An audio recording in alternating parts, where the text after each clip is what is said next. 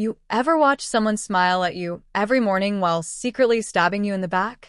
Because that's exactly what Madison did to me. I'm Emily Carter, Senior Marketing Analyst at Vistex Media Group, a company that loves talking about teamwork but secretly thrives on office politics. For 3 years, I'd been the quiet one, the girl who stayed late, skipped happy hours, and built entire campaign strategies while others took selfies by the coffee machine. I believed hard work spoke for itself. But in that building, hard work was mute. Before diving into the story, comment where you're watching from and don't forget to subscribe so you won't miss the latest stories. It started the week after I got promoted. I had just finished developing a full-scale digital engagement strategy for one of our biggest clients, Silvaline Cosmetics. My director, Nina, said it was innovative and bold. I was proud.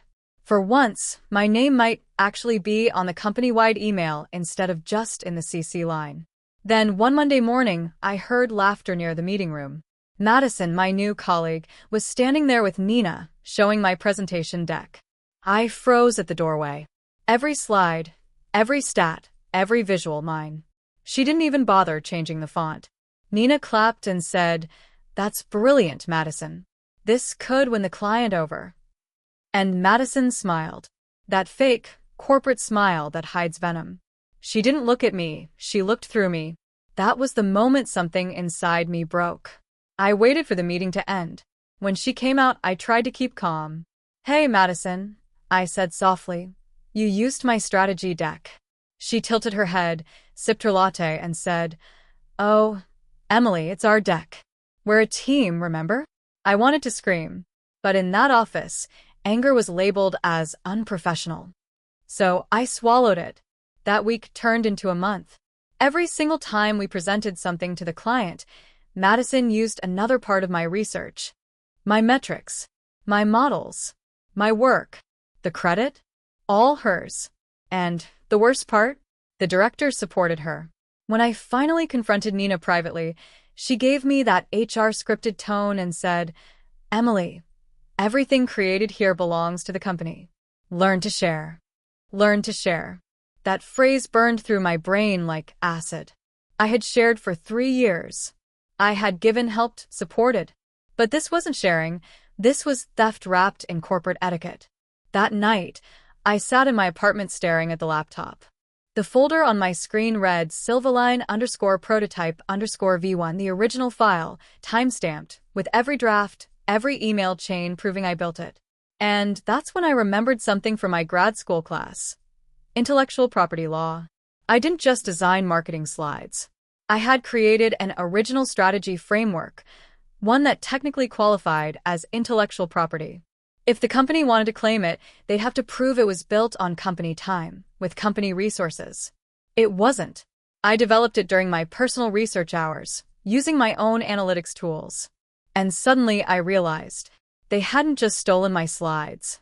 They'd stolen my invention. I stayed up all night reading about IP law, registering my work with official documentation, screenshots, timestamps, and witness statements from two interns who'd helped me test the model before it went live. By morning, my eyes burned, but I had a new weapon. This wasn't about sharing anymore. It was about ownership. And I promised myself something. I wouldn't yell. I wouldn't argue. I'd let the law speak for me.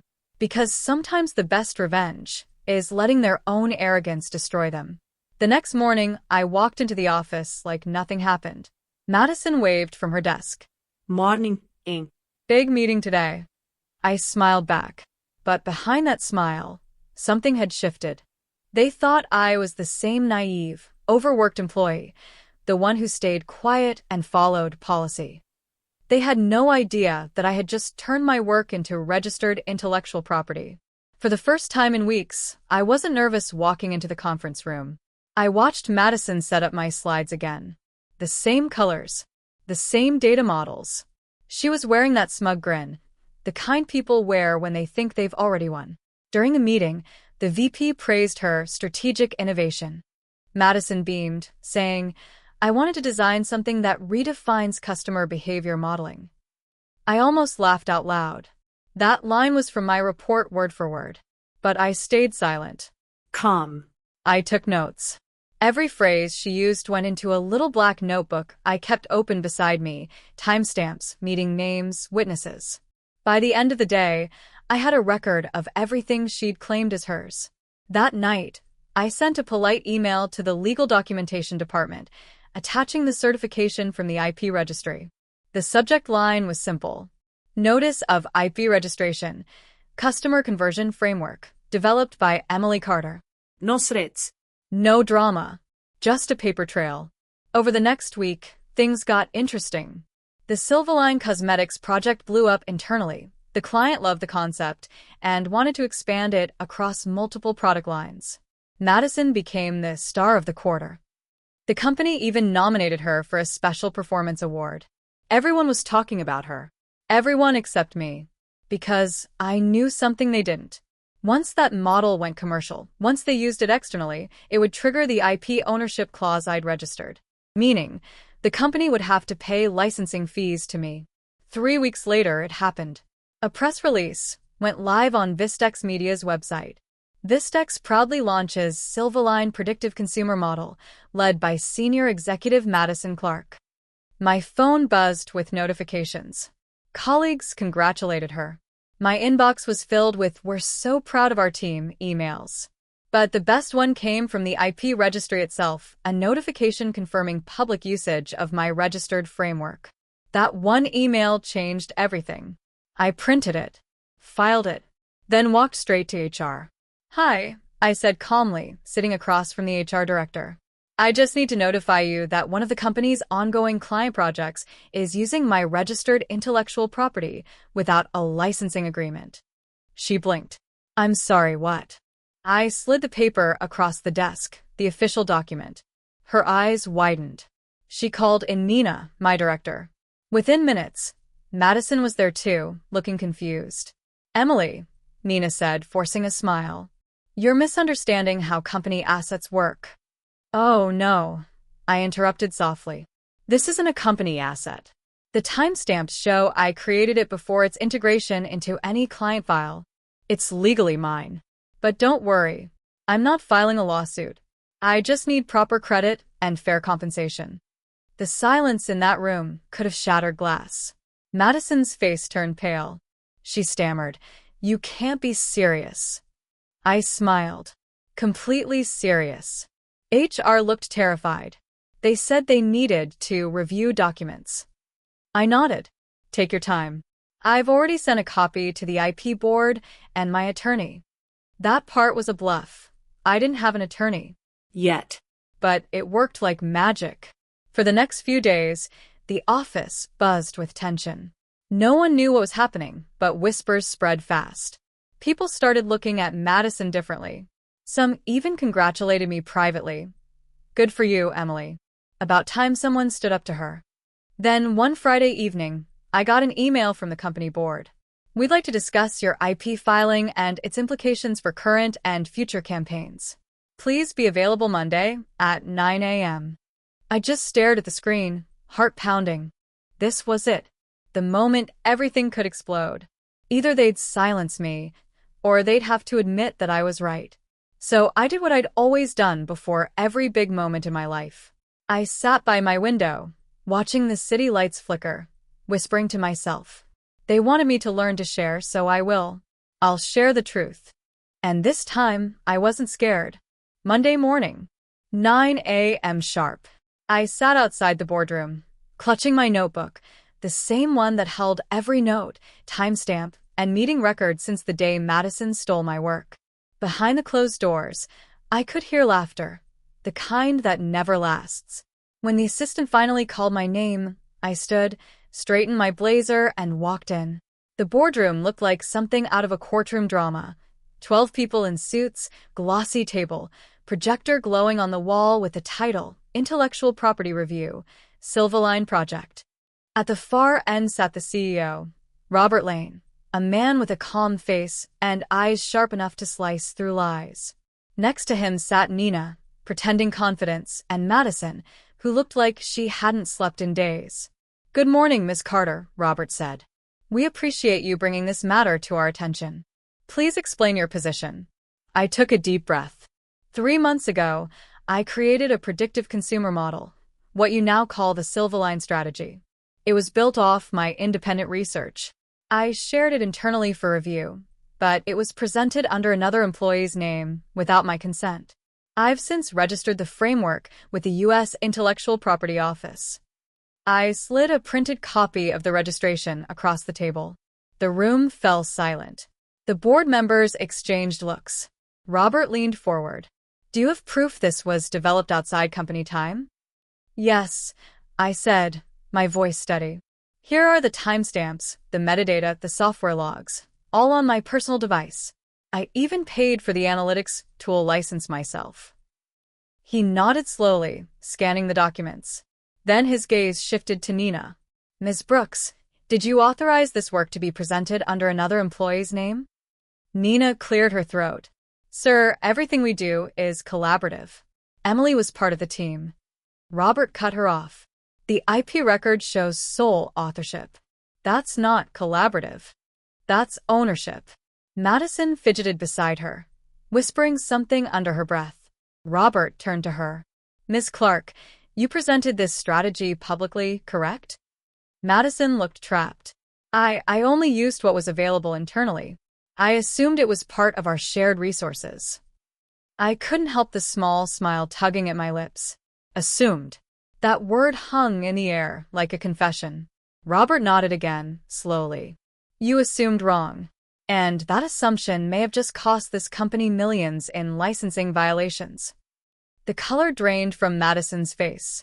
Nina tried to intervene, but Robert raised a hand. Enough, he said. This company has strict ethics policies. Ms. Carter, we'll need time to review these files, but based on preliminary evidence, it appears your claim is legitimate. That's when Madison snapped. This is ridiculous. She's just jealous because I got recognition first. Everyone borrows ideas. I looked her straight in the eye. Borrowing is when you give it back. You didn't borrow, you stole. Her jaw clenched. Robert's tone turned cold. Ms. Clark, I suggest you step outside. Madison stormed out, slamming the door behind her. The sound echoed through the room like a full stop at the end of a long, ugly sentence. After a long silence, Robert looked at me again. Emily, do you want this settled privately, or do you intend to pursue legal action? I hesitated. For a moment, I wanted to say yes, to burn it all down, to sue them into the ground. But revenge isn't always about destruction. Sometimes it's about control. I don't want to destroy Vistex, I said quietly. I just want recognition and protection. The company can license the model from me, officially. Fair terms, fair credit. Robert nodded, impressed. That's reasonable. By the end of the meeting, the board agreed to suspend Madison and Nina pending review. They also initiated a full compliance audit on the Silverline project. When I walked out of that room, my hands were shaking, not from fear, but from power. For the first time, I wasn't the silent employee in the corner. I was the one they couldn't ignore. By the afternoon, rumors had exploded through the office. Madison's desk was empty. Nina's office door was closed.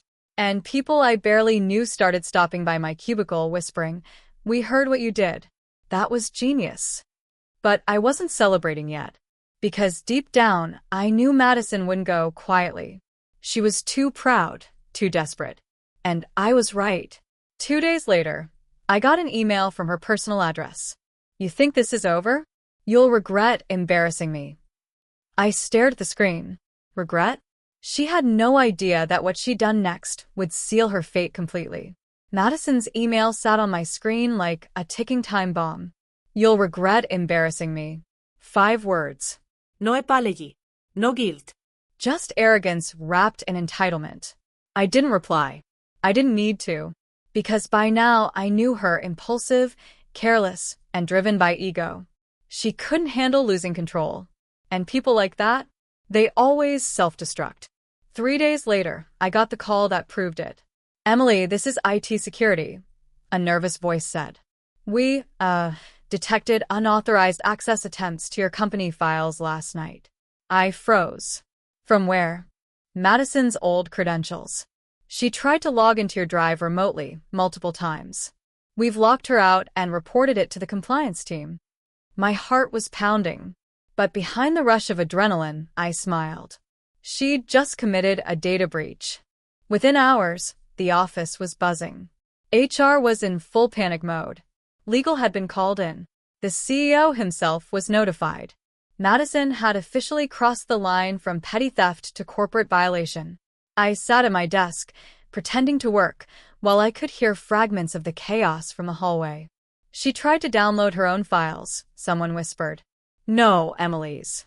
The IP stuff. Oh my God. That's when my phone rang again. This time, it was Robert Lane, the CEO. Emily, he said calmly, can you come to my office right now? When I walked in, the room was tense. Legal reps were present. HR looked pale. Madison was already there, eyes red from crying, but still defiant. Emily, Robert said, we've confirmed Madison attempted to access your protected files without authorization. Would you like to press charges? The room went silent. Everyone turned to me.